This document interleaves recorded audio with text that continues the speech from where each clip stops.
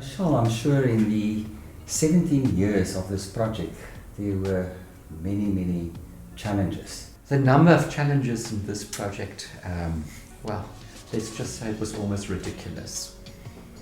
And it required persistence, and it required out-of-the-box thinking.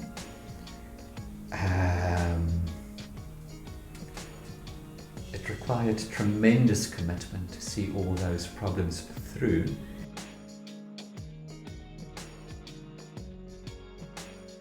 Charl, you started with 2 properties, 2 ownerships, consolidated that into one, and then ended up again with 2 distinct property owners. Why? Well, if you phrase it that way, it does seem crazy, does it not?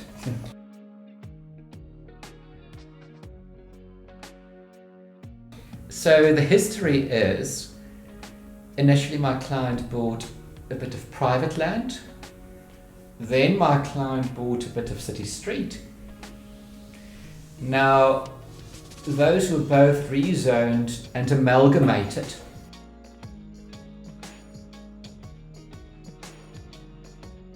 But kind of like in the middle of this earth is this servitude, which is a garden now, and it separates the earth into the portion where we're sitting in this major house and into a portion where that adjacent smaller building is.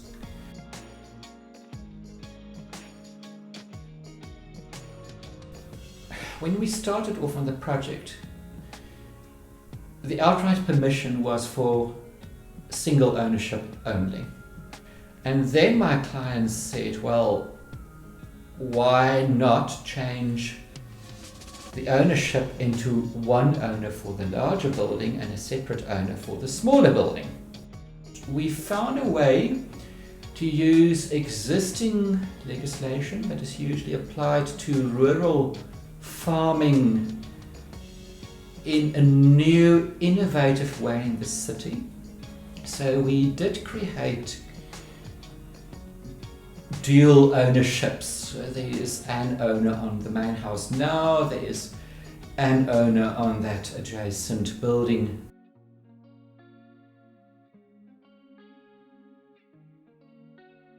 And I was in conversation with a valuator that we brought on board at a point in time for insurance purposes.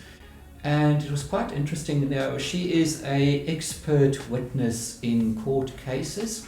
So if an owner and, for example, the South African Revenue Service are in disagreement about, say, capital gains tax, she is an acknowledged expert witness in court. And she said to me she can't valuate this, because in principle valuation works on precedent. And the way we have applied existing legislation, but in a very new, innovative, creative way, there is no precedent.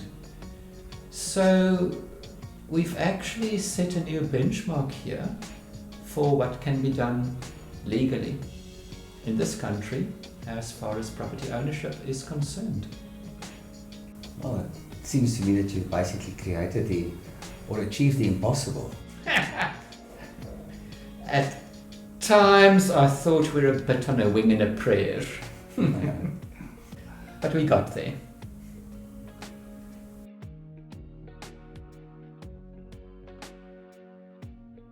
Charl, and the project started on permission for a single story building? Yes, so as said, we created this stand, this earth, by joining a piece of private land and a piece of city council road street. Now, that resulted in a number of conditions that council set for creating this stand, this earth, legally. One of the conditions was we only allowed a single story building unless we applied for a double story. So obviously we applied to council for a double story. That resulted in council saying they will only grant that after consultation with the neighbourhood, which in consultation with council, we got reduced to direct neighbours as opposed to everybody. And we then had what is called a hearing at City Council. Essentially, it's a court case. And it's pretty serious. You have to admire City Council for being very thorough and very transparent. City Council actually sent 14 officials to our court case hearing. 2 direct neighbours had objected prior to the hearing. 1 neighbour with whom we settled a number of mutual issues out of court with the help of a really great attorney then withdrew his objection to the double story just prior to said hearing, said court case. The second neighbour did send a representative, and then as these things go, his representative said, put over his points of objection, and I responded with why I think a double story here is essentially a reasonable proposal. And then council deliberated and they decided entirely in our favour. As a matter of fact, the report states, there's a written report that's given out to all parties, it's a public document. And the report stated clearly that we are engaging here in a process of densification, urban densification. That's the same issue that Mail and Guardian raised in relation to this project being exhibited in Venice in Italy with that 16th International Architectural Biennale. And City Council essentially said densification is where this city is going and we are setting a precedent of what is to come.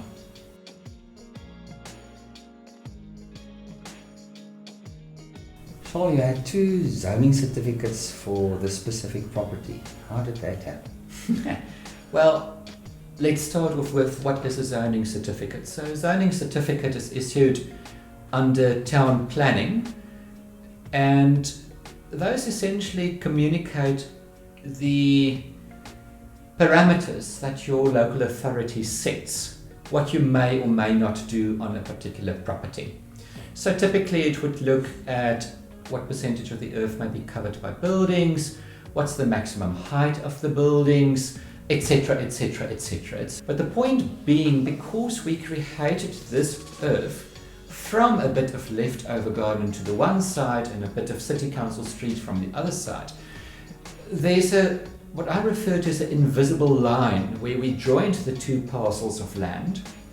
And what City Council did, it issued one zoning certificate for the one old parcel, the land, another zoning certificate for the other parcel, the road, and that invisible line, as it happens, as we sit here at this table, runs more or less through this table. So one was allowed within the building, or prescribed within the building, to do ABC to the one side and XYZ to the other side.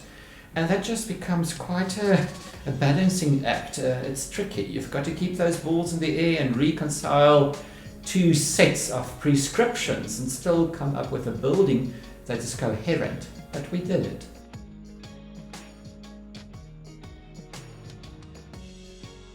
Charl, if I look at the complexity of the buildings, how did you manage to get the building plans approved?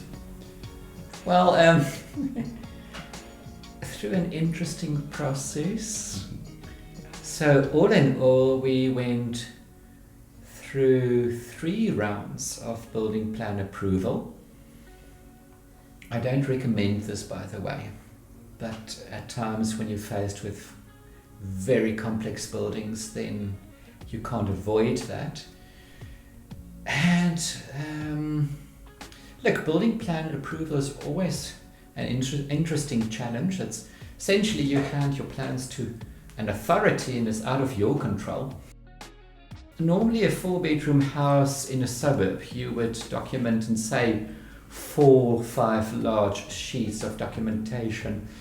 I've forgotten how many sheets we had in this project, but we had between 30 or 40 sheets of documentation. I mean, this is a stack of info. Yeah, many stories, but we got there.